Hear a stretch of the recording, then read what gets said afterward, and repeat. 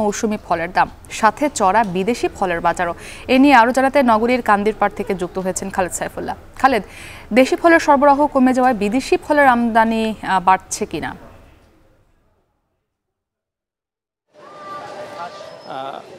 মুক্তি, কুমিল্লার কান্দিরপাড়ের এখানে ফল দোকানগুলোতে আমরা দেখতে পাচ্ছি যে বিদেশি ফলের দাম কিন্তু আগে থেকেই চড়া, অর্থাৎ 250 থেকে 450 টাকার মধ্যেই হচ্ছে বিদেশি ফল।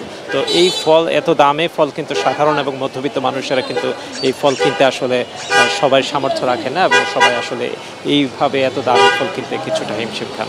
তো আমরা এই মৌসুমের এই দিকে শেষ দিকে এসে দেখছি যে আম, কাঁঠাল এবং লিচু সহ অনেক ফল যেগুলো বাজারে কিছুদিন আগেও ছিল, সেগুলোর কিন্তু সরবরাহ কমে গেছে। বিশেষ করে আম কিন্তু অনেক কমে গেছে, এবং আমের দাম যেটি 90 টাকা, 80 টাকা এবং 110 টাকা বিক্রি হতো, সেটি কিন্তু 160 থেকে 180 টাকা দরে বিভিন্ন দামে বিক্রি হচ্ছে।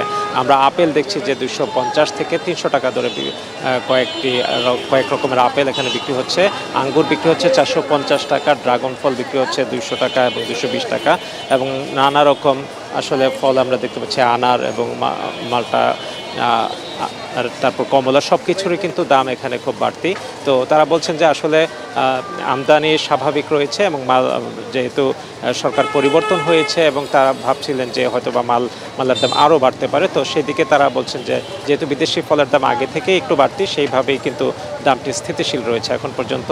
তবে নতুন করে মাল আসার পর তারা হয়তো বা তারা বলছে যে আগের মাল দিয়েই তারা আসলে পাচ্ছেন, এখনও পর্যন্ত নতুন করে মাল তারা এখনও আনেননি। তো এই ছিল কুমিল্লার বাজারে আসলে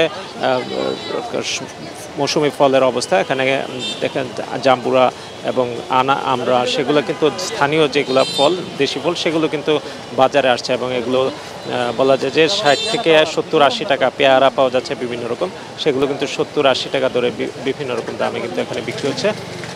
এখানে আসলে বিদেশি ফলের দামটাই আমরা একটু কিছুটা বাড়তি দেখতে পাচ্ছি। মুক্তি। খালেদ সাইফুল্লাহ যুক্ত ছিলেন।